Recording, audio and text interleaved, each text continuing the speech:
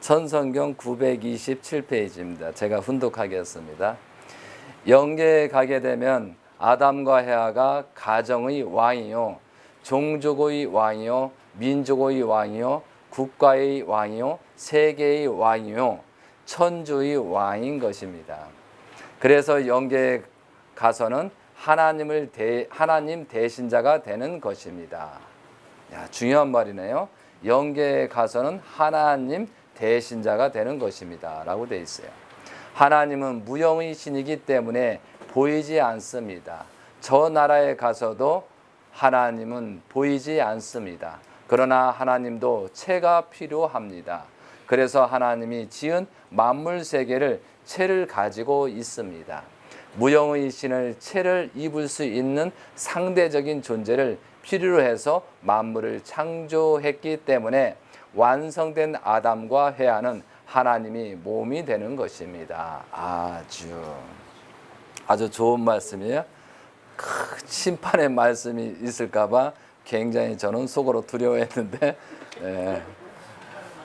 참 때에 맞는 것처럼 아버님이 성화로 말미암아 아담과 헤아의 참 부모로서 채를 쓰셨다 이거죠. 채를 쓰셔서 하나님이 무형으로 계시기 때문에 채를 쓰셔서 영계를 주관하신다 이거죠.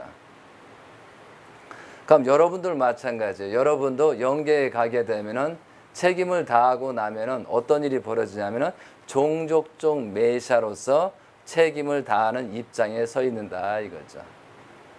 그래서 영계와 육계든 모든 질서적인 게 있습니다. 에너지의 속성, 사랑의 크기의 차이자에서 중심자가 꼭 필요하다는 거죠. 그러니까 하나님을 중심으로 누가 사랑이 크느냐에 따라서 영계와 육계는 사랑의 크기에 따라서 모든 것이 속성이 소속되게 돼 있다 이거죠. 그러니까 아담과 헤아가 중심 인물인 것처럼 예수님이 중심 인물이고 아버님이 중심 인물이었다 이거죠. 그러면 예수님 시대 때 그러니까 예수님 시대 때 믿음의 기대, 실체의 기대를 세우지 못해 가지고 결국은 예수님이 모든 탕감 조건으로 영적인 구원 섭리를 해서 영계에 가셨지 않습니까? 그럼 영계에 가시면서 지상에서 채가 있어야 되거든요. 대신 베드로한테 천국문 열쇠를 주었다라고 되어 있습니다. 그런데 베드로는 장가가지 않은 사람이에요. 사실은. 그거와 마찬가지로 이 시대를 맞아서 많은 혼란이 있는데 그러면 천지인 참 아버님께서 참 부모님의 입장이신 천지인 참 부모 입장에서 누구한테다 2008년도 4월 18일 날 대신자를 해서 모든 말씀의 상속, 그죠? 모든 실체적인 모든 내용을 상속해 준다라고 돼 있어요. 자, 그러면서 2009년도 만왕의 왕 하나님 해방권 대가시 때 축복권까지 상속을 해준다 이거죠. 그러면 모든 걸 다 주셨잖아요. 그래서 예수님께서 베드로에게 천국문 열쇠를 준 것처럼 천지인 참 아버님께서는 부모님께서는 누구한테? 형제님 가정한테 채를 주셨다 이거지. 모든 열쇠의 천국문 열쇠를 주었다 이거죠. 그러면 우리는 거기에 대해서 대신자 문영진 가정을 중심으로 믿음의 기대, 실체의 기대를 세우면서 어떻게 하는 것이 좋을까라고 되어 있습니다. 자, 그거와 마찬가지로 요번에 이제 행사를 성화 4주년 기념 행사를 미국에서 한 다음에 바로 기원절 1주년 행사를 했습니다. 그런데 정확하게 1주년 행사의 말씀이 2시간 14분 정도 했어요. 지금 보니까. 그래서 그 사이에 뭘 하겠냐면은 이 말씀이 주였어요. 제목에. 천지인 참부모 정착 실세 말씀 선포라고 해서 이걸 가지고 말씀을 하셨어요. 그러면서 여기에 보면 40페이지 정도 보면은 이런 내용이 나옵니다. 오늘 천성경 말씀도 있지만 자, 제가 41페이지입니다. 옛날 거 한번 여러분도 보세요. 이거 다 가지고 계시죠? 실체적 천일국 시대가 펼쳐지면 이 땅 위에 영연세 협회가 중심축의 자리에 서서 비로소 만유를 치리하게 될 것입니다. 라고 되어 있어요. 영연세 협회. 그런데 여기에 그러니까 여기에 보면은 이 영연세협회거든. 이게 연결된 연자 같아요, 그죠? 그러면 영계와 지상이 연결된 협회를 가지고 중심축을 자리에 서서 비로소 만유를 치료하게 될 것입니다라고 되어 있어요.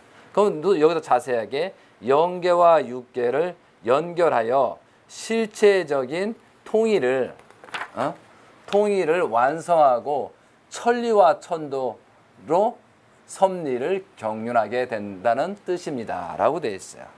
이것이 아버님의 유언이거든요. 자, 다시 한번 간단하게 설명해. 영계의 세계에 아버님이 올라가셔서 채를 쓰시고 있어요. 그 기대 위에 연결된 지상의 채, 대신자 형제님을 통해서 영계와 육계를 연결된 섭리를 한다 이거죠. 그래서 만유를 칠하게 되고 영계와 육계를 연결해서 실체적인 움직이는 거예요. 그러니까 어떻게 보면 하나님께서 채를 쓰신 그 가운데 움직인다는 거죠.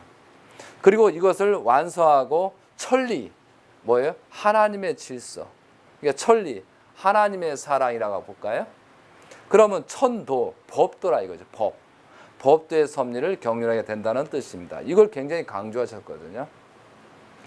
그리고 나서 뒤에 8대 규본, 문선명 선생 말씀 선집, 600권까지. 그런데 원래 615권까지 나왔다가 594권까지가 2008년도까지예요. 지금 제가 확인해 보니까. 그러면 595권부터 현재 615권까지 나온 것은 다 가짜입니다. 그걸 다 회수했어요. 회수해서 사장을 해버리고 595번 것도 새로 나온 거예요. 지금은 다 잘못된 겁니다. 그런데 왜 2008년도부터 그런 현상이 생겼을까? 그런데 2008년도 거의 6월 달부터 제가 이제 마지막을 펴니까 6월 달이에요. 6월 달. 그런데 왜 그러냐면 그때부터 사탄이 침범하거든요. 그럼 어서부터 부정해야 되면 헬기 사고부터 부정이 들어가야 됩니다. 사탄들은 헬기 사고부터 부정이 들어가야 돼.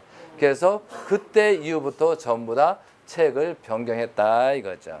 그러니까 우리는 말씀 옛날 걸 보든가 아니면 594권까지만 됐어요.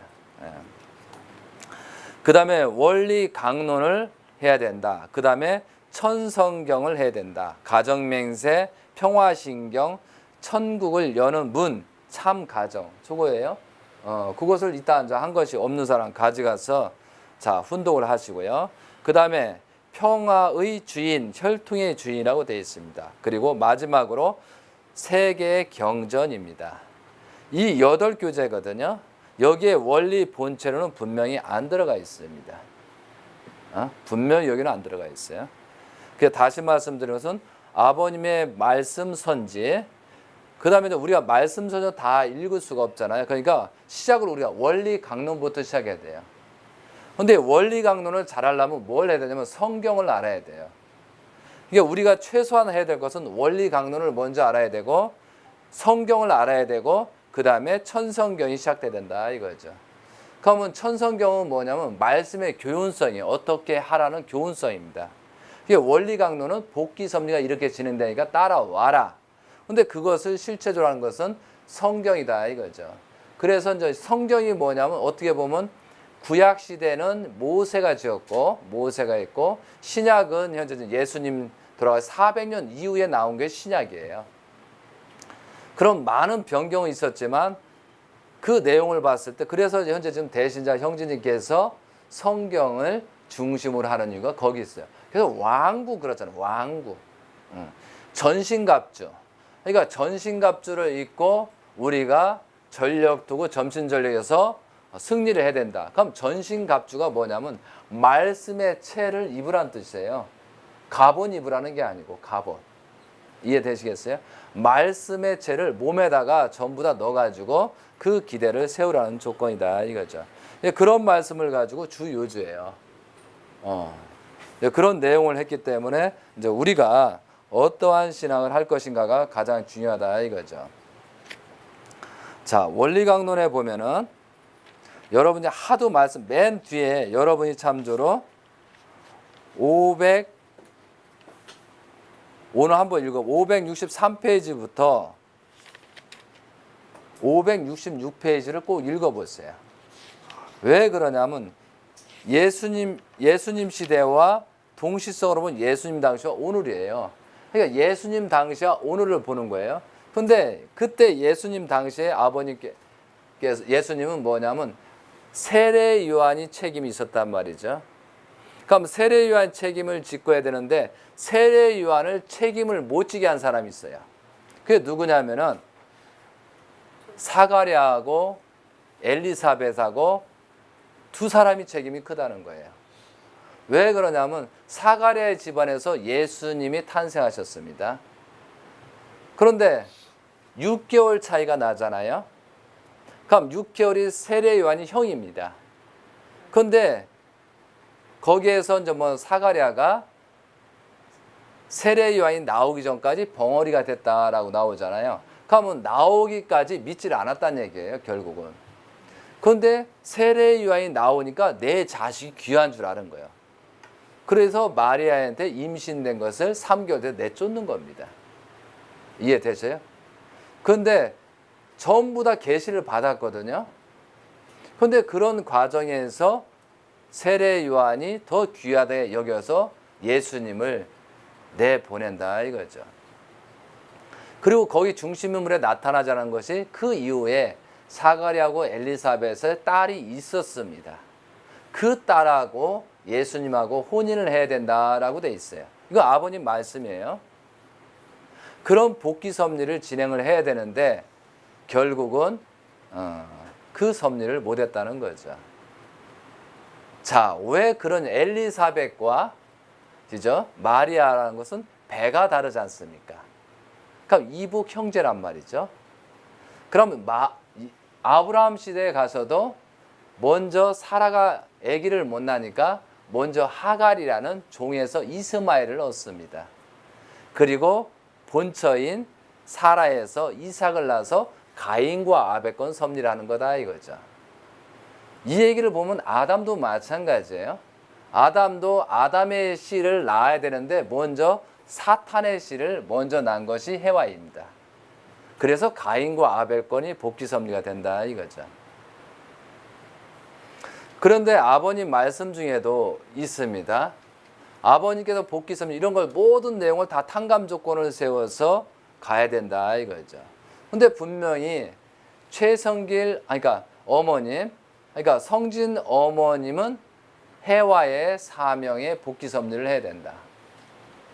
그리고 김명희 어머님이죠. 희진님 어머님은 마리아 사명을 복귀 섭리를 해야 된다.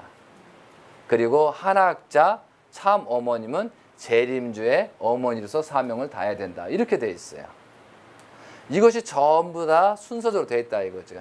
그런데 그 사이에 육마리아라는 사건도 있어요. 그런데 메시아는 원래 그 기독교인들은 신앙자는 전부 다 신부, 그죠? 신부의 입장이거든요. 이 기독교 문화에서는 그래서 신부들이 있고 뭐 수도원도 있고 있지 않습니까? 그건 전혀 기독교에서는 문제가 되지 않는 내용이다 이거죠. 왜? 하나님의 정자를 가진 혈통에 접붙이면 우리가 신부 입장이 돼야 되거든요. 남자 여자를 떠나서 그런 신부의 입장이 돼야 된다 이거죠. 기독교는 전혀 문제가 생길 수가 없어요. 그런데 무지한 통일교인들이라든가 무지하기 때문에 육마리하고 자꾸 따지고 무지한 사람이 따지는 거예요. 이해되시겠어요? 그런데 그런 사건들이 왜 그러냐면 우리가 믿음이 기대 실체기를 제대로 세우지 못했기 때문에 메시아의 섭리 중에 하나의 과정이었다는 사실이죠. 그러면 대신자 형제님께서는 나중에 그걸 자랑할 때가 온다라고 하셨지 않습니까? 분명히 그런 시대가 와야 될 것 같아요. 그런 것처럼 우리가 어떠한 무지 속에서 빠져 있는 거냐 이걸 얘기하는 거죠. 그래서 우리가 아브라함과 이삭과 야곱 노정의 뜻으로 본 일대라고 하고 두 번째로 요셉 노정, 에브라임 노정까지 있습니다. 그럼 성경에 보면은 창세기 50장까지 요셉이 110세의 죽음으로 창세기가 끝나고요. 구약인 모세의 출애굽에서 여호수아까지 가다가 맨 마지막에 그죠? 여호수아가 110세의 죽음에가 출애굽하고 모든 내용이 끝나납니다. 가나안에 가가지고 그 다음에 나머지 인물들은 뭐냐면 사도들이에요. 사도. 선지자들이에요. 선지자들. 쭉 선지자가 넘겨서.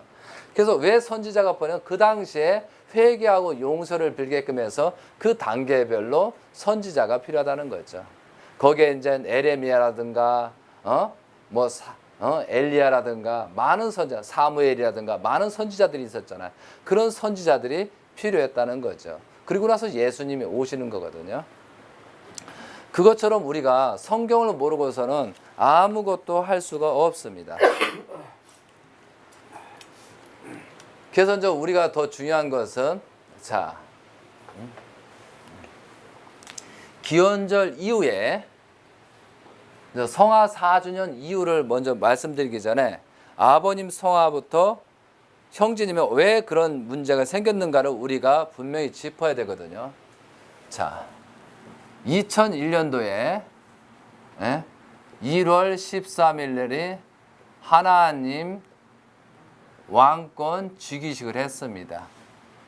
그리고 단계별로 내려서 2006년도 6월 6일부터 13일까지 모든 천지를 그죠? 여리고성을 그죠?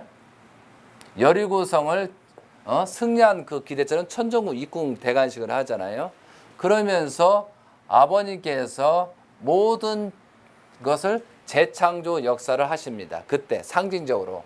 그리고 안식일 2007년도 안식일이고요. 2008년도가 안식일입니다. 그러면 하나님의 주권, 하나님의 백성, 하나님의 민족, 하나님의 국가를 만드는 것이 우리가 책임이에요. 그럼 이 기대를 세우지 못함으로 말미암아 복귀 섭리가는 엄청난 섭리적인 전환점이 생기는 거예요. 섭리적인 전환점이 생기는 거다 이거죠.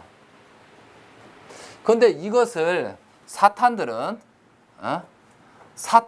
또한도 하나의 편도 이 복귀 섭리를 준비를 하는 겁니다. 그죠? 그러면 잘 될 경우는 축복의 역사가 있지만 못 될 경우는 사탄의 역사가 된다는 것이 우리 복귀 섭리들이에요.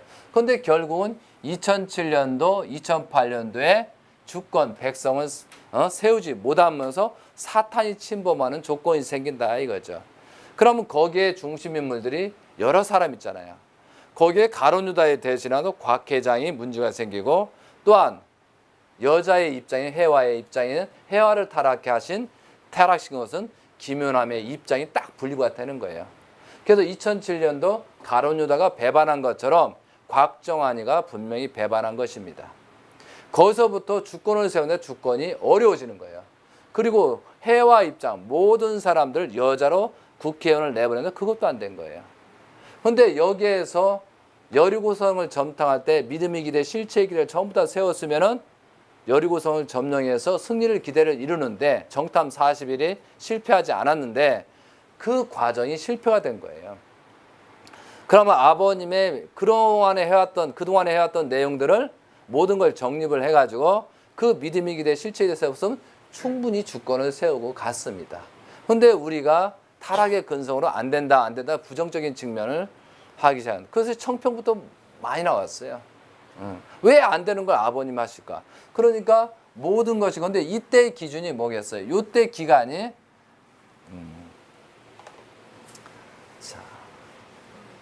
자 세계평화 가정연합입니다.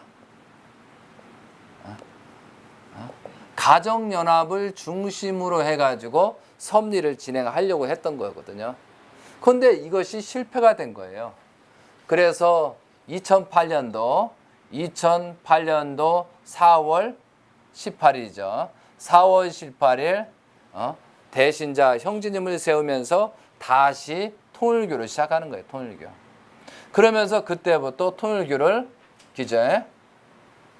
통일교를 하는 게 아니고 가정연합을 가정연합을 축소시킬 수밖에 없었다는 거예요. 이거에 대해서 굉장히 사람들은 의문점을 현재 가정연합에 있는 목회자들은 굉장히 불평불만이 많습니다. 그런데 이것을 축소할 수밖에 없었다는 거예요. 그리고 나서 본격적으로 2009년도 1월 15일부터 31일 서너 차례에 걸쳐서 우리가 만왕의 왕 기저에 하나님 해방권 대관식을 하는 거예요. 그래서 만천하의 대신자로 천명했다는 거죠. 그런데 이 기대를 세우지 못함으로 결국은 2012년대 7월 17일 날 아버님의 성화까지 가는 겁니다. 그러면 여기에 과연 이 성화를 놓고 무엇을 회개하고 무엇을 우리는 어떻게 할 것이냐 이거죠. 그래서 하나님을 중심으로 기저요. 남자와 여자의 수수작용의 관계성에서 자녀를 낳아서 하나님의 직접 주관할 수 있는 그런 기대를 두는 것이 이게 가정완성 번서예요. 천진 참 아버님께서는 가정을 완성을 해서 대신자까지 천명하고 복귀 섭리를 진행을 해서 순서대로 이렇게 진행하는 것이 목적성이었어요. 그런데 실제 여기로만 끝났다. 여기 밑에는 필요 없다는 것이 가정연합에 큰 비극이 생기는 거예요. 혈통을 부정한다 이거죠. 그러니까 생육하고 번성하고 만물을 주관하는데 번성을 부정하고 있는 거예요. 번성. 그러면 결과적으로 가정연합의 사람들은 아버님도 부정하고 어머님은 이용만 하고 있다는 사실이 나오는 거예요. 그러면 우리가 잠정적으로 생각해도 누구보다도 어느 세상의 타락한 입장에 대해서 어머님 입장, 아버님 입장에서 우리가 아무리 애들을 잘났던 이세를 뭐 낳았든 간에 아버님보다 나을 수가 없거든요. 근데 아버님 혈통은 다 망했다. 우리가 혈통이고 우리가 대신 하겠다라고 하는 것이 현재 가정연합의 정체성이라는 거예요. 그리고 너희들 또한 현재 2세들, 뭐 2세들을 놓고 너희들은 뭐 순결하냐 똑같은 레벨이다, 동급이다 라고 하면서 그렇게 섭리를 하고 있는 거예요. 완전히 지옥행이죠. 그래도 이것을 구출하고자 참 아버님 권한권으로 돌아오는 축복식을 통해서 우리가 여기까지 온 겁니다. 결국은 참 아버님 권한권으로 다시 돌아오지 않는 사람들은 결국은 뭐예요? 2001년도에 2016년도 1월 6일 날 뭐라고 말씀하셔? 선포하잖아요. 선포. 축복가정. 가정연합에 있는 축복가정은 박탈됐다. 또 한 가지 종족적 메시아로서 박탈됐다. 또 한 가지는 뭐냐? 그러므로 종족들이 협조를 하지 않는다라고 딱 정리를 해버렸거든요. 그리고 나서 2016년도 7월 17일을 성화 4년을 맞이한다 이거죠. 이것은 믿고 안 믿고가 중요한 게 아니고 섭리는 그렇게 진행되고 있다는 사실이에요. 자, 그러면은 우리가 생각을 바꿔야 돼요. 자, 가정연합이 옳았고 대신자 형제님이 옳지 못했어. 그러면 아버님 성화 이후에 많은 사람이 전도가 돼가지고 실적을 냈지. 우리 때문에가 아니고 그들 스스로 성령이 역사에서 부활돼가지고 뭐예요?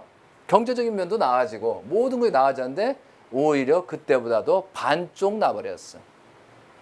누구 때문에? 그러면 진짜 가정연합에서 성령이 역사한다고 하면 이러지 않아요.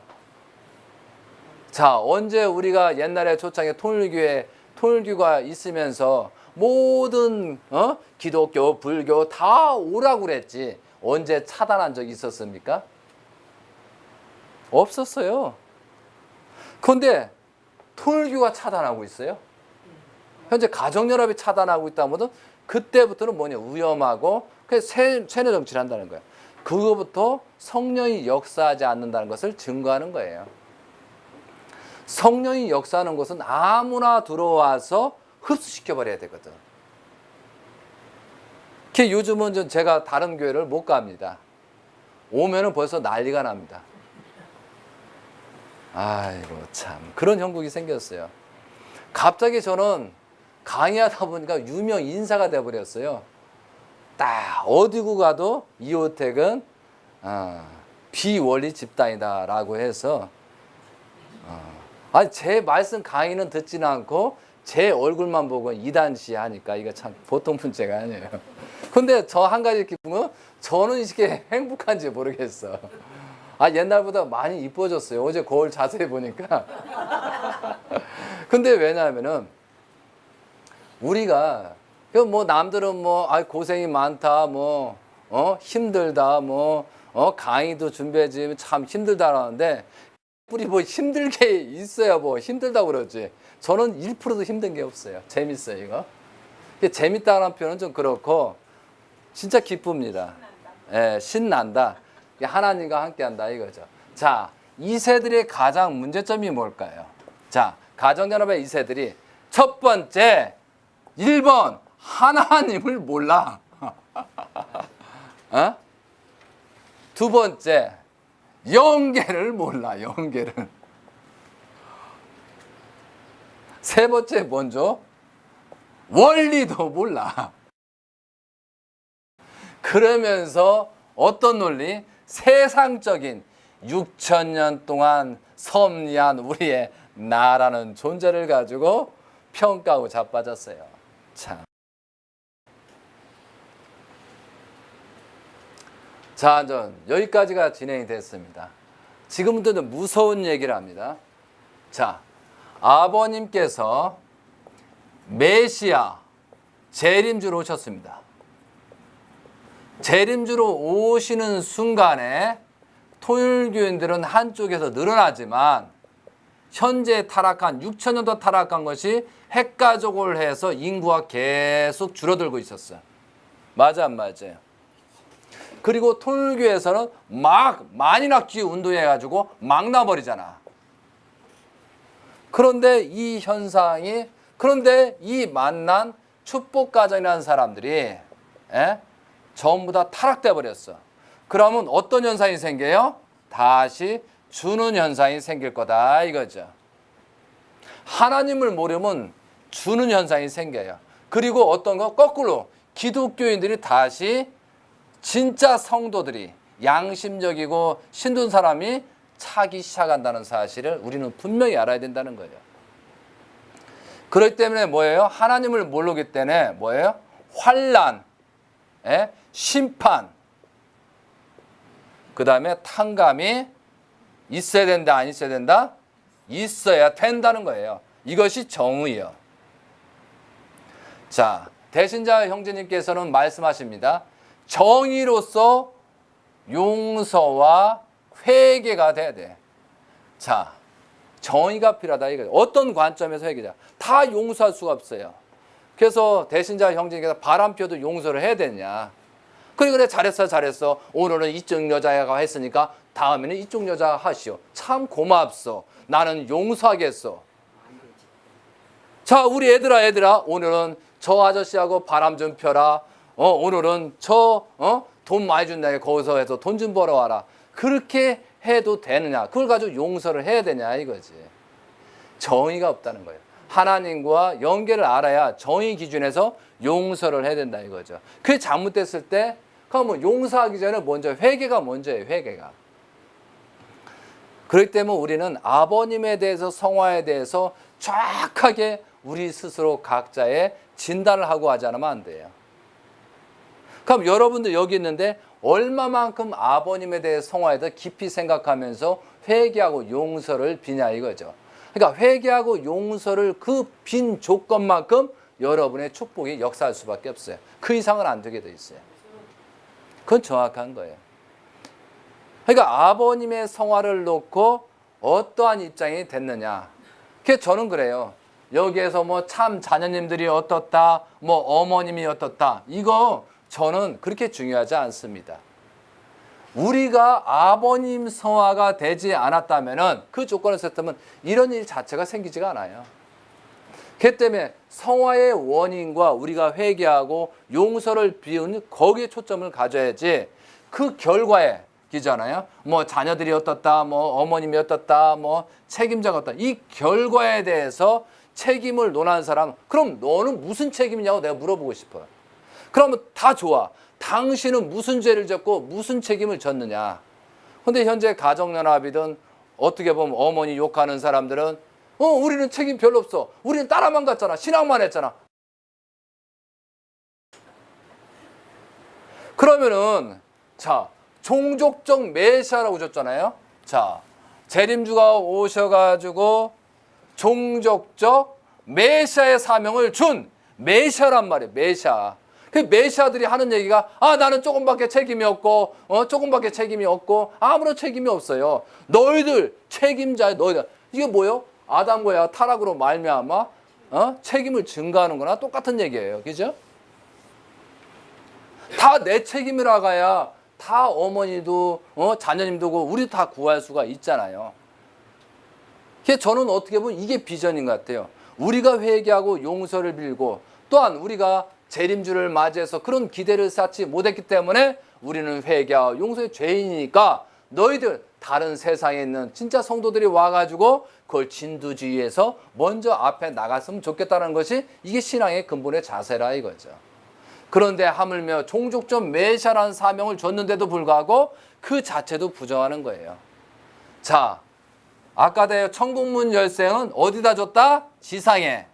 자, 여러분 잘 들어봐야 돼요. 지상에 줬다고 그랬습니다. 그러면 이게 나예요, 나. 나라는 존재인데 그럼 우리 조상들이 있어, 조상들이. 자, 210대까지 조상 회원식을 축복식은 이 축복이죠. 회원을 한 사람들이 있어. 그러면 이 사람들의 수준은 어디까지일까? 나를 넘을 수 있을까? 없을까? 이게 중요한 거예요. 이해되세요? 나보다 넘을 수는 있죠. 왜냐하면 지상에 있었을 때 나보다 더 노력해가지고 나보다 성장했으면은 그건 나보다 나은 거예요. 그렇지만 메시아스에 대해서 내가 종족적 메시아이기 때문에 내 가치 기준, 내 사상, 내 그런 기대 외에 그 이상은 발전하기는 어렵다는 거예요. 왜? 내가 종족적 메시아 시발점이기 때문에. 그렇기 때문에 우리 스스로 여러분 각자 종족적 메시아로서 소명자로서 하나의 개성 진리체로서 어떻게 하느냐에 따라서 그 종족들이 천국 간에 지옥 간에 다 달라지는 심판대가 온다. 이게 종족적 메시아야. 이해되시겠어요?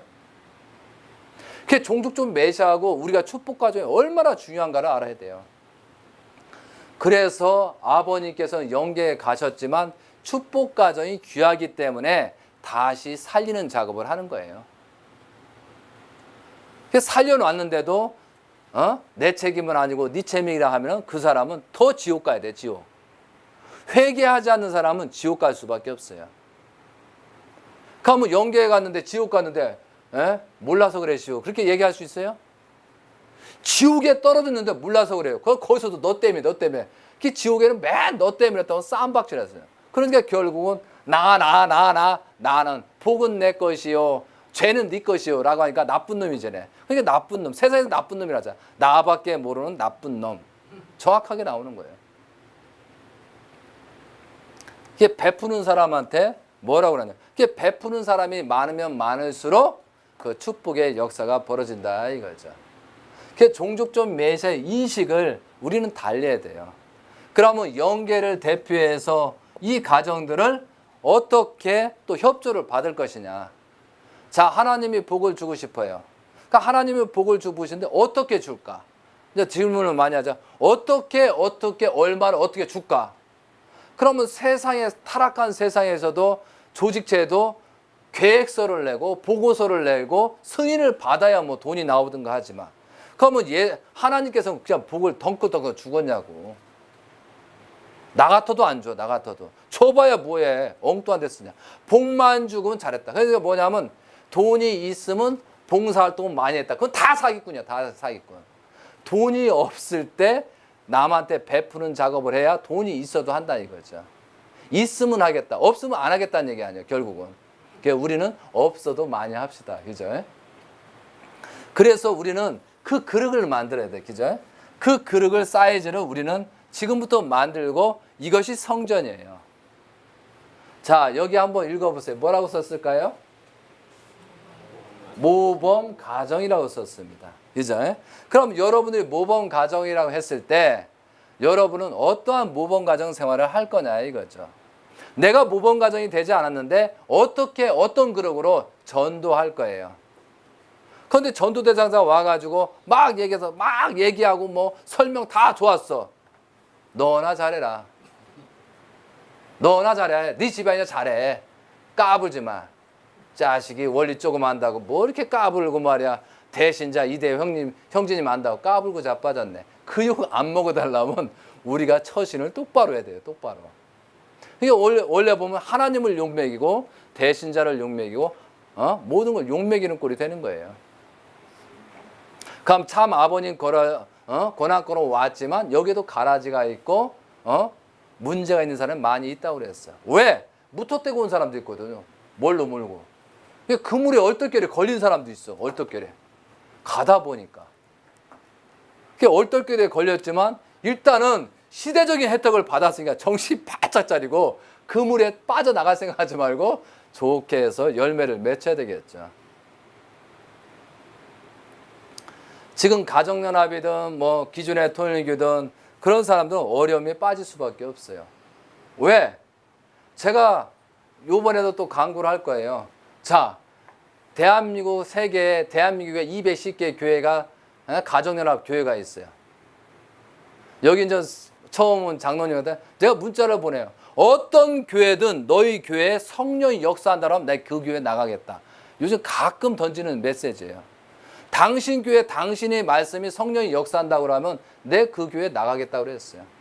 아무도 문자 보낸 사람. 그러나 단 조건이 있어. 거짓말 치면 바로 영계에서 직결해서 당신의 시족을 없앨 것이다 라고 해버렸어. 못해요 그럼. 거짓말 치지 마라 이거죠.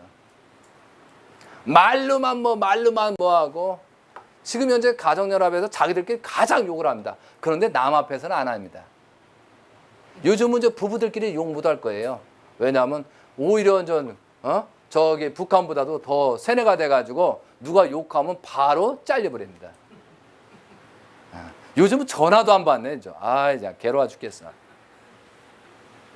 그래서 우리는 왜 그러냐면 불안에 초조해 있다는 거예요. 그런데 그 사람들이 더 살려주기는 고대하고 있어요. 자, 왜요?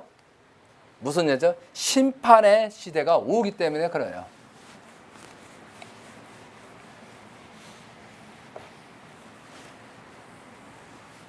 그래서 우리가 이제 해야 될 일이 뭐냐면 첫 번째, 자, 회개하고 용서의 기준을 세우면서 참다운 기저에 가정을 만들어야 되고, 자, 그리고 도피성을 만들어야 됩니다. 자, 도피성 이것이 뭐예요? 성전이에요. 그래서 이 도피성에 성구에 3군데가 나옵니다. 여러분이 집에서 보셔야 돼요. 왜 도피성이 필요하느냐? 민수기 35장 9절부터 15절까지. 자, 그리고 신명기 19장 1절부터 13절까지. 여호수아 20장 1절부터 9절까지입니다. 자, 민수기를 한번 읽어볼게요. 여호와께서 또 모세에게 말씀하여 이르되 이스라엘 자손에게 말하여 그들에게 이르네 너희가 요단강을 건너 가나안 땅에 들어가거든 너희를 위하여 성읍을 도피성을 정하여 부지 중에 살인한 자가 그리로 피하게 하라. 이는 너희가 복수할 자에게서 도피하는 성을 삼아 살인한 자가 회중 앞에 서서 판결을 받기까지 죽지 않게 하기 위함이니라. 너희가 줄 성읍 중에 6을 도피성이 되게 하되 세 성읍은 요단 이쪽에 두고 세 성읍은 가나안 땅에 두어 도피성이 되게 하라. 이 6 성읍은 이스라엘 자손과 타국과 이스라엘 중에서 거류하는 자의 도피성이 되리니 부지 중에 살인한 모든 자가 그리로 도피할 수 있으리라. 여기에서 너희를 위하여 성읍을 도피성으로 정하여 부지 중에 살인한 자가 그리로 피하게 하라. 살인한 자, 우리는 다 살인한 자예요. 아버님의 성화를 얘기하는 거예요. 아버님의 성화로 말미암아 우리는 누가 됐다? 살인한 자가 되었다 이거죠. 그런데 살인한 자를 임시적으로 도피성을 만들어 도피를 시켜야 돼. 이것이 우리의 책임이고 뭐예요? 성전을 만들어야 책임입니다. 그래서 이것을 2016년도, 2017년도, 2018년도 소생기, 장성기, 완성기 기간에 도피성을 몇 개를 만들어야 돼? 한국에 3개, 일본에 3개를 만들면서 세계적인 출발 섭리를 해야 된다 이거죠. 이 얘기예요, 이게. 그러면 여기서 여러분은 어떠한 도피성을 만들 것이냐? 그래서 자꾸 분립한 거예요. 자, 여기에서 도피성을 만들다고 했는데 이상한 사람이 있고 욕만 하는 사람이 있고 어머니 불평불만하는 사람이 있고 뭐 형제들 뭐 불평불만 그런 사람은 필요 없어요. 내가 어떻게 회개하고 용서를 빌면서 다시 출발을 할 것인가가 그게 중요한 거예요. 그게 목적이에요. 그러니까 되도록이면 여기 와서는 불평불만보다도 어떻게 내가 할 것이냐. 어떻게 할 것이냐. 그리고 여러분 자신들이 전부 다 중심 인물이에요. 여러분이 중심 인물이란 말이지, 인물. 여기에 있는 이호택이 중심 인물이 아니라는 사실이에요. 나는 내 대로의 달란트가 있어요. 그럼 여러분 각자 달란트가 있다 이거죠. 그러면은 여기서 저보다도 나은 사람들이 더 많이 나와야 된다, 안 나와야 된다? 막 우후죽순 나와야 되래요. 그리고 내가 모범 가정이다 스스로 말할 줄 아는 사람이 있어야 돼. 나도 모범 가정인가? 모범 가정이 아닌가? 그게 갸우뚱거리면 누가 거기에 근접하겠냐 이거죠. 그럼 우리 스스로 모범 가정다운 삶을 해야 돼요. 그럼 지금부터 뭐 남편 때문에 부인 때문에 자녀 때문에 그런 거짓말 사기치지 마면 안 돼. 내가 내 스스로 정립하면 그 분립이 정리되고 있다는 거예요. 뭐 때문에 안 돼? 뭐 때문에 안 돼? 뭐 욕을 하고 그건 의미 없어요 이제는. 그러면 성화 4주년부터 그러면 여기서 이제 천기를 누설하겠습니다. 욕을 한다. 내 가정에 회개하고 용서를 하고 욕을 하면은 하나님 입장이 생각을 합니다. 저 사람이 욕한 사람을 없애는 게 복귀 섭리가 빠른 건지 아니면 그냥 놔두는 것이 복귀 섭리 빠른지 계산을 해서 그쪽으로 선택을 해서 딱 해버려. 이걸 두려워하시라 이거죠. 이해되세요? 그러니까 부부 간에 모든 갈등이 있든 간에 내 남편 때문에 내 부인 때문에 하는 순간에 하늘에선 계산을 해가지고 딱 분립할 때 그때 어떻게 수습할 거예요? 큰일 나요. 그래서 이 시간부터는 함부로 해서는 안 된다는 거예요. 그러나 싸우라고 했어요. 잘못된 건 싸우라고 했어요. 그리고 회개시키라고 했어요. 왜? 남편은 아내를 사랑해야 되고 아내는 남편을 존경해야 된다. 다 쓰세요, 쓰서. 요번에 말씀 중이에요.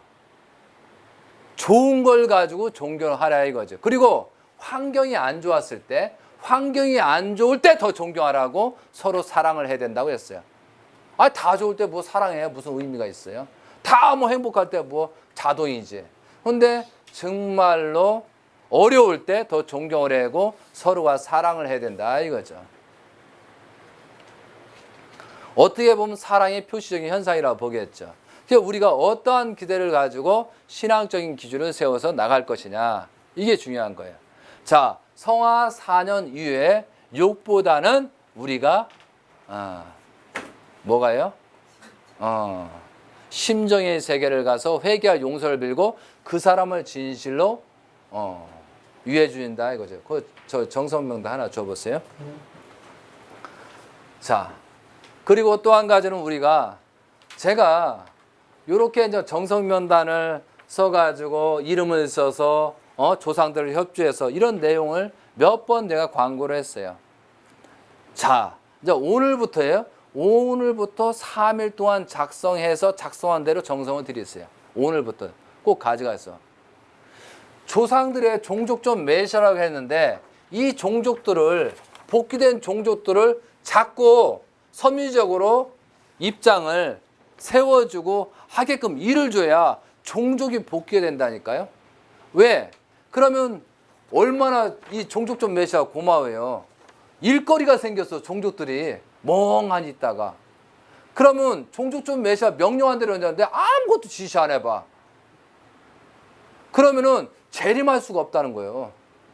이해되세요?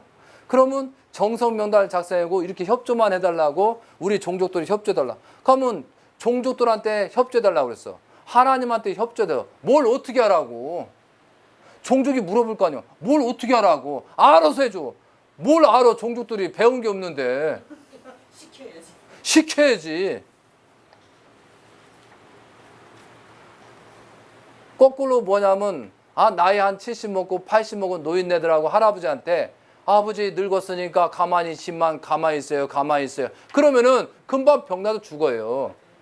아버지 오늘은 방바닥 좀 쓸으세요. 그래 알았어. 오늘 할 일이야. 오늘 아버지 내 손자 애들 좀 한번 보시오. 오늘은 아버지 1,000원 줄 테니까 복도방에 가서 고속조사 한 10,000원만 따오시오 라든가. 뭐 하여튼간 일거리를 줘야 돼. 일거리를. 그래야 신나서 삶의 보람이 있잖아요.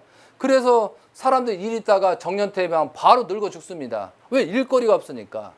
그래서 봉사활동에서 많이 열심히 하라는 거예요. 그거 지상에도 그렇게 바로 죽으라고 하는 것처럼 일거리가 없으면 안 되거든. 그러니까 우리는 종족들한테 축복시킨 종족들한테 일거리를 줘야 돼. 일거리를. 그래야 기분 좋습니다. 그리고 또 보람을 느껴야죠.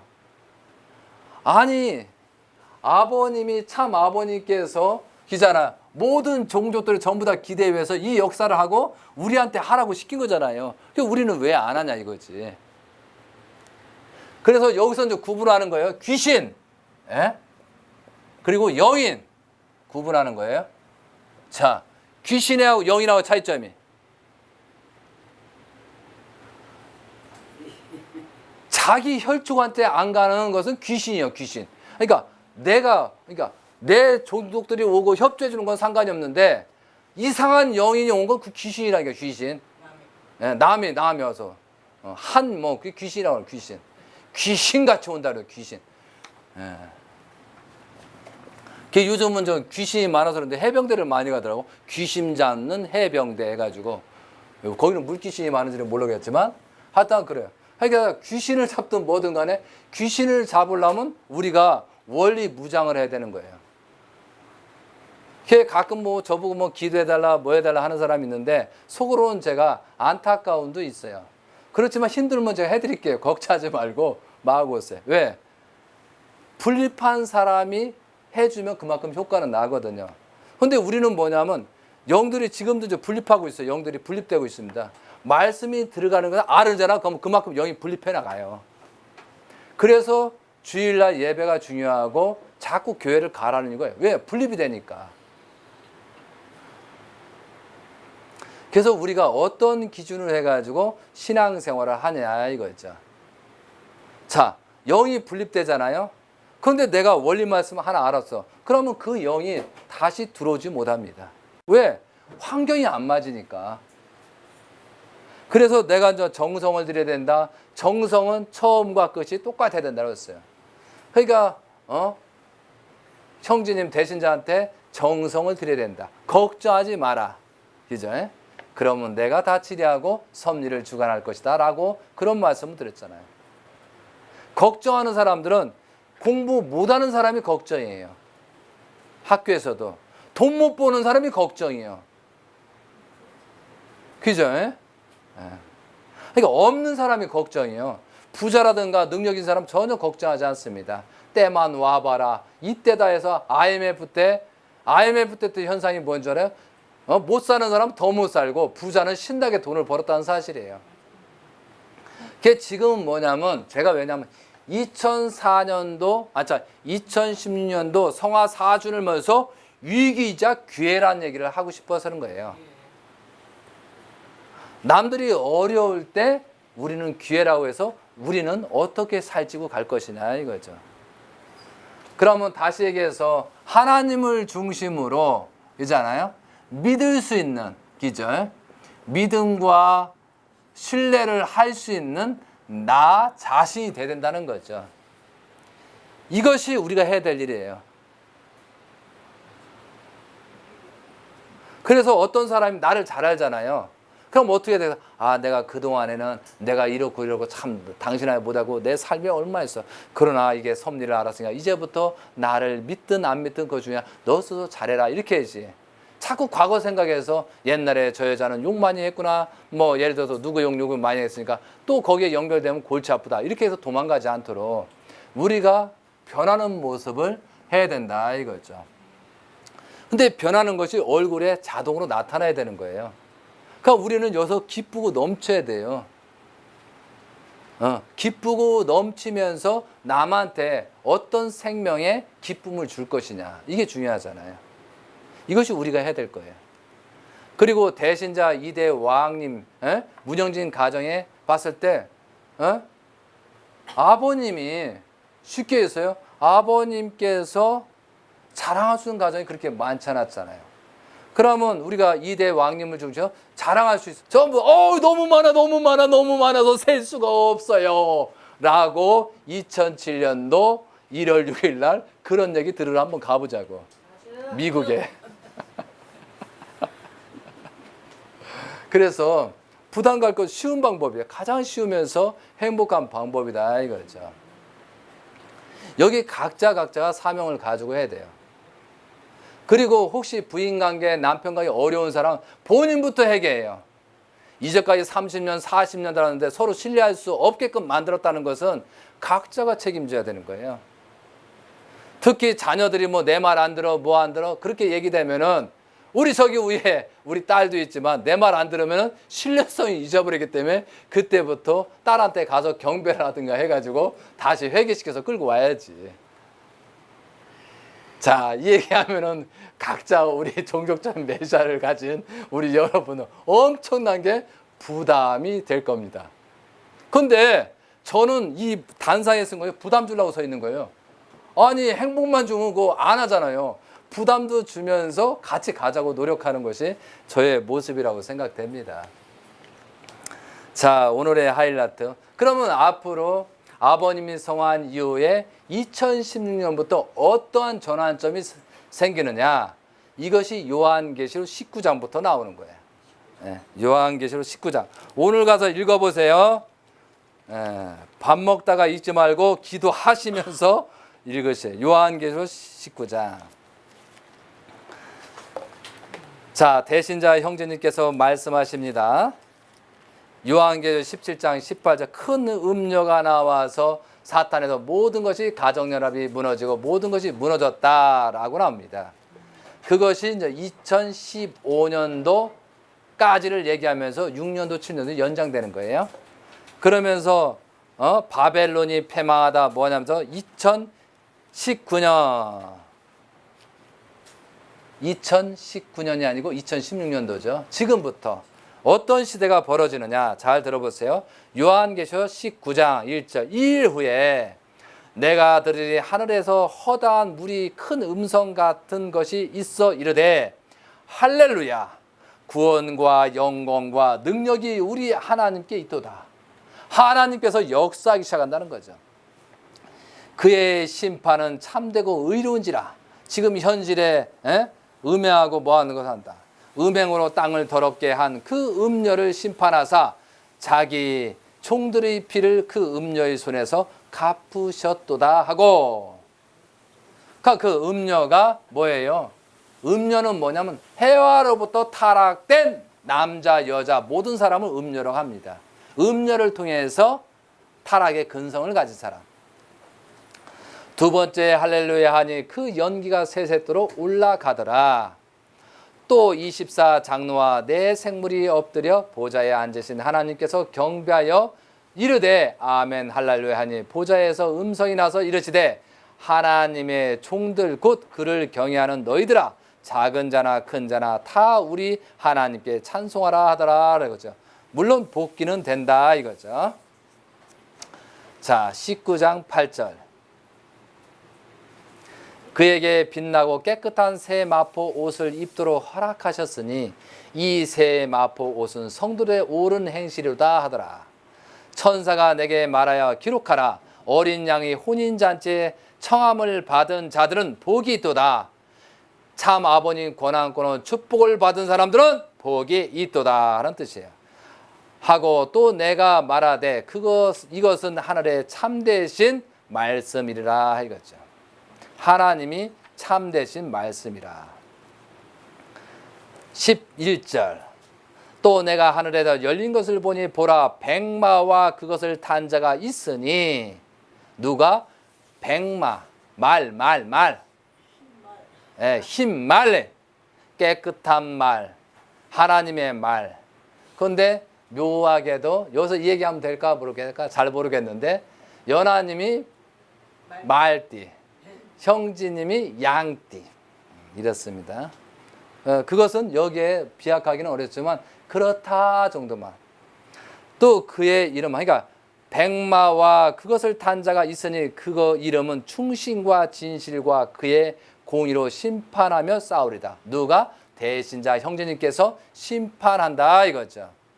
그런데 형제님께서 심판한다 하니까 우리가 스스로 심판받는다는 뜻이에요. 그의 눈은 불꽃 같고 그 머리에는 많은 관들이 있고 또 이름 쓴 것 하나가 있으니 자기밖에 아는 자가 없도다. 또 그가 피 뿌린 옷을 입었는데 그의 이름은 하나님의 말씀이라 칭하더라. 그가 피 뿌린 옷을 입었는데 아버님이 성화로 말미암아 그 몸을 쓴 것이 대신자 이대 왕님이란 뜻이에요. 뭘로? 말씀을 시작한다 이죠. 하늘에서 있는 군대들이 희고 깨끗한 새 마포 옷을 입고 백마를 타고 그를 따르더라. 많은 성도들이 우리가 아니더라도 많은 세계의 모든 성도들이 따르기 시작할 것이다 라는 거예요. 그의 입에서 예리한 검이 나오니 모든 것을 현재점도 심판하고 정리하고 분립하고 있잖아요.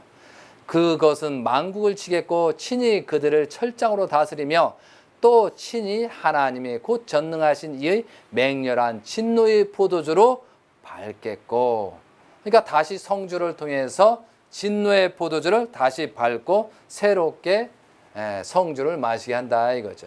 16절. 그 옷과 그 다리에 이름을 쓴 것이 있으니 만왕이 왕이요 만주의 주라 하였더라 라고 되어 있어요. 참 19란 말이에요. 19장 19절. 이게 이제 심판이란 얘기예요. 또 내가 보매 그 짐승과 땅의 임금들과 그의 군대들이 모여 그 말탄 자와 그의 군대와 더불어 전쟁을 일으키다가 참 아버님 권한권으로 돌아온 축복 가정과 대신자 이대 왕님을 중심으로 싸움을 하는 자가 있더라 이거지. 이렇게 나오잖아요. 그러니까 그 군대들과 싸우더니 짐승이 잡히고 이렇게 되어 있어요. 20절. 짐승이 잡히고 그 앞에서 표적을 행하던 거짓 선지자들도 함께 잡으리니. 그래서 여기 거짓 선지자는 목회자, 책임자를 얘기하는 거죠. 이에 짐승의 표를 받고 그의 우상에 경배하던 자들을 표적으로 미혹하던 자라. 이 둘이 산채로 유황불을 못에 던져지고 그래도 회개하고 용서를 빌지 않으면 탕감 역사에 그 후손이 멸족된다는 사실이에요. 왜 그러냐면은 아버님께서 1920년에 출생하고 나서 1차 세계대전, 2차 세계대전이 생기잖아요. 2차 세계대전인데 유대인, 바리새인 모든 혈족들이 600만이 학살되는 사건이에요. 그런데 그때 예수님 시대 때 예수님을 죽이려 했던 그 혈통들이 있다는 사실이에요. 엄청난 비극, 세계가 전쟁 나는 거예요. 그런데 1945년부터 아버님이 재림주 역사를 하기 시작했는데 그때 믿음의 기대, 실체의 기대에서 1945년 8월 15일 날 해방과 동시에 지상천국 역사를 벌였는데 그게 실패가 되는 거예요. 그러므로 말미암아 아버님은 평양에 가시면서 6.25 사변이 생기는 거예요.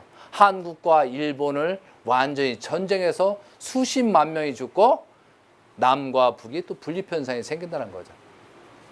자, 무서운 얘기잖아요. 아버님을 섬기지 못해서 한국 전쟁이 생겼습니다. 그러면 아버님이 성하셨는데 엄청난 환란이 생긴다는 것은 규정사실이라는 사실이에요. 그런데 사탄들은 그걸 최대한 부정해야 돼요. 그래야 사탄의 족속들을 데리고 왔으니까. 그게 성화를 찬양으로 하는 거예요. 이야, 성화 4년차가 되면 회개하고 용서를 빌어야 되는데 그건 고사하고 찬양을 하고 축제로 했다는 사실이 엄청난 역사의 기록이 남을 겁니다. 그리고 아버님 성화에 그 상차례를 했는데 옛날에는 뭐 꽃가 뭐 대추 해가지고 순서대로 그 질서예요. 질서대로 높이를 딱 했는데 요번에 성화식 그 만찬인데 막 그냥 호박이다 뭐다 그냥 참외다 뭐다 이빨 싸놨어. 왜? 영계와 육계의 질서를 없애버리겠다는 것이 이게 사탄의 역사라는 사실이에요. 기가 막혀. 표시로 나타나는 거예요. 막 다 섞어놨어. 아버님이 여기 천성교도 말씀하세요. 유교 의식처럼 해야 된다고. 그럼 우리가 그동안에 만찬이다 뭐다 그 하나님의 날이다 뭐다 했을 때 다 유교 의식이에요. 그게 어떻게 보면 그것을 다시 전환해서 천일국 기죠 의식으로 바꾼 거잖아요. 그럼 비슷하기로 하든가. 그것은 다 우리가 조건을 세우지 못했기 때문에 그런 걸로 표시로 나타나는 거예요. 그래서 우리는 더욱더 회개하고 용서를 빌면서 우리가 해야 됩니다. 아버님 성화는 엄청난 사건이고 후손만대 회개하고 용서를 비는 우리 과정들이 걸쳐야 되는데 그걸 찬양으로 돌렸어요. 그리고 거기에서 문선명 천지인 참부모 천주 성화시라고 또 한 가지 참부모라고 놈에서 어머니까지 4년까지 완전히 죽음으로 몰았다는 사실이에요. 이게 표시적인 현상. 그래 어머니 무슨 일을 하겠느냐고. 주민등록증은 말소한 거랑 다름이 없어요. 내 자식이 나를 인정하지 않아. 하나님이 아들을 낳는데 아담 헤아를 낳는데 아들이 하나님을 몰라. 헤아가 몰라. 이 사건이요. 그렇기 때문에 우리는 절대적인 종적인 기대를 세워서 우리는 신앙생활을 해야 된다 이거죠. 자, 여기에 있는 권사님들은 뭐 장로님들은 그동안의 신앙을 다시 한번 뒤집어보고 이제부터 자녀들을 수습하지 않으면 분명히 어려움이 문제 생기고 환란이 생긴다는 걸 알고 빨리빨리 정리해. 빨리빨리. 시간이 없어. 나중에 일 난 다음에 수습하려고 하지 마세요. 내가 이호택이가 얘기했기 때문에 그런 게 아니고 여기에 이렇게 나오고 있어. 환란이 오잖아요. 그래서 우리가 2010년도, 2007년도, 2008년도 3년 동안 소생장성 완성이라 승리적인 기반을 이루어서 형제님 40살, 애굽의 총리 대신 40살 때 그때 돼서 모든 야곱의 족속들이 70문도가 다 가듯이 하잖아요.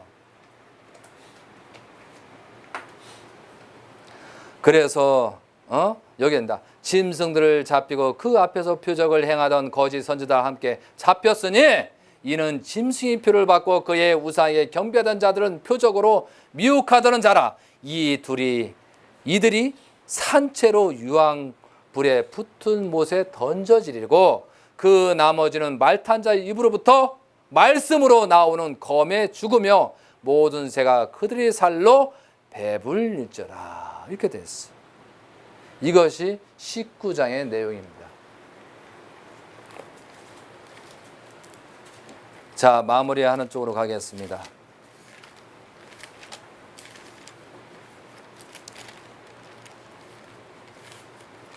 제가 분명히 얘기했지만 아브라함, 이삭과 야곱은 뜻으로 본 일대라고 했어. 이 성경을 원리를 모르다 보니까 사람들이 진퇴양난에 빠지는 거예요.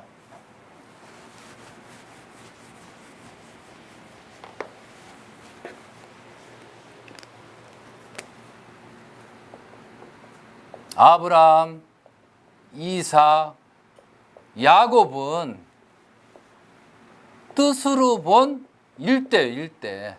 그러면 요셉, 에브라임이에요, 에브라임. 2대, 3대. 이것이 뭐예요? 3대 왕권이요. 그럼 야곱은 가정을 수습해서 모든 것이 출발 기제라는 것을 쓴다. 그래서 참 아버님께서 완성, 완료, 가정을 그 혈통을 남긴 것이 완료하신 거예요. 그리고 모든 나라의 메시아를 선포했다는 것이 위대한 거고 참범으로 선포했다는 것이 위대한 거예요. 그것을 종적인 거하고 행적인 관계를 수습해서 사회기대를 만드는 것이 요거예요, 요거. 이제는 민족 국가 해 나가야죠. 그런데 아버님이 기반이 세계적인 기반을 다 하려고 했는데 기대가 우리가 세우지 못해서 연장되는 거예요. 그 요셉, 에브라임. 그러니까 뭐예요? 여기서 요셉이 하는 말이 있잖아. 꿈 얘기해줘, 꿈. 지금 그거 왜 맞냐 이거죠. 그런데 많은 사람들은 왜 야곱으로 섭리가 끝났다라고 해야 회개를 안 해도 되거든. 그러니까 아버님 밑에 혈통은 우리와 똑같은 존재다. 타락한 혈통에서 온 거든 촛불마다 다 똑같다. 이렇게 하는 거예요. 혈통을 부정하는 거예요. 왜? 그래서 야곱으로 끝났다고 해야 되는 거예요. 이해되세요? 그런데 야곱에 끝난 이후에 에서와 야곱을 만났는데 엄청난 환란과 생겨서 애굽으로 가는 사건까지 생기잖아요. 왜 성경이 창세기 50장이 생겨요? 참 무서운 얘기죠.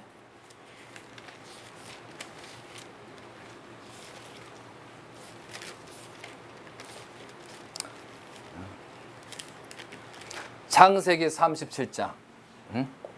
창세기 37장 6절. 6절부터 오늘 가서 읽어봐야 돼. 11절. 요셉이 그들에게 이르되 청하건대 내가 꿈꾼 것을 들으시오. 요셉이 내가 꿈꾼 것을 들으시오. 우리 형제들한테 얘기하는 거예요. 우리가 밭에서 곡식단을 묶더니 내 단은 일어나고 요셉의 단은 일어나고 당신들의 단은 내 단을 둘러서 절을 하더라 라고 하는 거예요. 그러니까 그의 형들이 그에게 이르되 내가 참으로 우리 왕이 되겠느냐? 네가 왕이 되겠느냐? 참으로 우리를 다스리겠느냐? 그를 꿈을 꾸고 그로 말미암아 그를 더욱 미워하더라 이거죠. 참 자녀가 그런 현상이 생긴 거예요. 지금 현재. 대신자 2대 왕님을 중심으로 절대적인 기준을 세우랬더니 현진님이든 많은 자녀들이 그것을 부정하고 있더라는 거죠. 똑같잖아.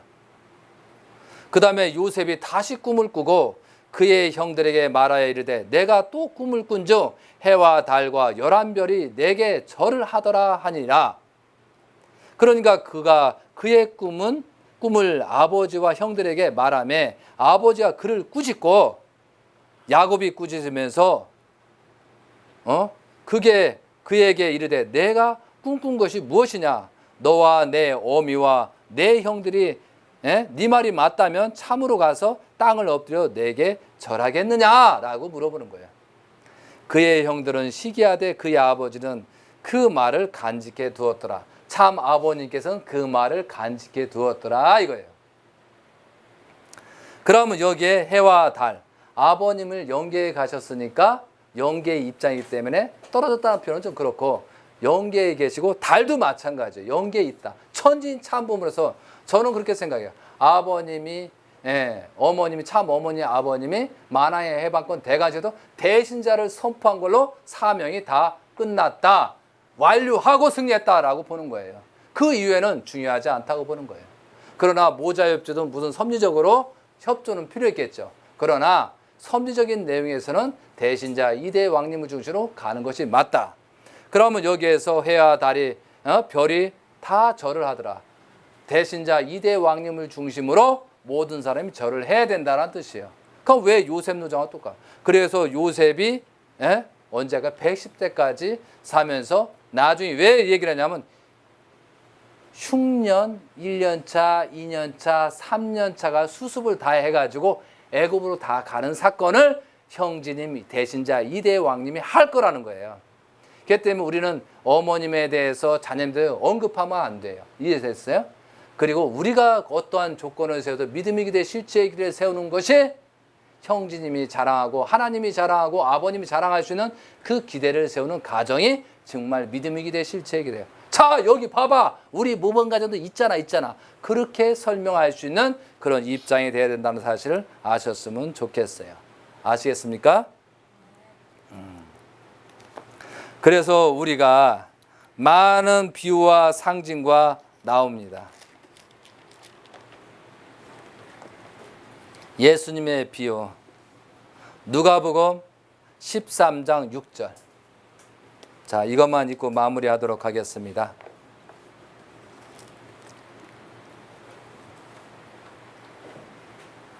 한 사람이 포도원에 무화과 나무를 심은 것이 있더니 와서 그 열매를 구하였으나 얻지 못한지라. 포도원 지기가 이르되 내가 3년을 와서 이 무화과 나무에 열매를 구하되 얻지 못하니 찍어버리라. 어찌 땅만 버리게 하겠느냐. 대답하여 이르서 주인이여. 그러니까 하나님이 그렇게 한 거야. 찍어버리라. 3년 됐으니까. 그러니까 그 포도원 지기가 금년에도 그대로 두소서. 3년이 지나고 4년째도 그대로 두소서. 내가 두루 파고 다시 거름을 주리라. 이 이후에 만일 열매가 열면 좋거니와 그렇지 않으면 찍어버리게 하였다 하시니라. 그러니까 대신자 2대 왕님도 3년을 기다리고 4년째에 가서는 열매를 맺지 못하면 찍어버리겠다는 얘기예요. 이것이 예언이에요. 예수님 예언, 현재의 예언이다 이거죠. 그러면 아버님 성으로 3년이 지나고 4년이 지나기 때문에 지금 탕감이 시작된다는 거죠. 누구 때문에? 스스로가 문제다는 거죠. 절대 하나님이 심판한다, 뭐 아버님이 심판한다, 대신자 형제님이 심판한다, 아니에요. 우리 스스로 심판하는 거예요. 심판은 누가 해? 우리가 한다는 거예요. 우리가. 예, 그것을 아시고 여러분이 자 성경을 통해든 뭐든 그런 내용을 가지고 지금부터 정성을 들이고 정성명을 작성해서 출발하셔서 천일국 시대를 맞이해서 성화 4년차를 넘고 이제 5년차가 시작되는 거잖아요. 5년차가 시작되면서 우리의 회개하고 용서를 마음을 빌면서 새롭게 출발해서 종족적 메시아의 승리자가 되시고 축복가정으로 참 아버님 거장에서 축복가정 지키시고 여러분이 하고 여러분이 스스로 실적을 세우는 작업을 하셔야 됩니다. 그리고 유토피아 문에 대해서는 4300상의 많은 축복가정을 세우려고 준비를 하고 있습니다. 그러면 여러분이 노력하지만 아무도 한 명도 할 수가 없어요. 스스로가 각자가 나는 몇 명을 할 것인가 해가지고 최선을 다해서 생명의 길을 찾아가는 길잡이 역할을 하시는 것이 성화 4년 이후에 우리가 해야 될 일이다 이거죠. 첫 번째는 가정을 중심하고 나를 정립하고 가정을 수습하고 두 번째 복합적으로 해야 돼요. 6개월 동안 해야 되기 때문에. 그리고 나서 전도 활동을 하면서 스스로 다지고 회개하고 그 질타를 내가 받으면서 해야 된다 이거죠. 세상적인 논리가 아니고 섭리적인 그리고 원리 강론을 공부하면서 계속 공부해서 정성의 기대를 쌓고 가야 된다 이거죠. 그런 관점에서 우리가 승리의 기대에서 다 승리하시고 참 아버님 권한 곳에서 행복한 여러분이 되셨으면 좋겠습니다. 이상으로 마치도록 하겠습니다. 감사합니다.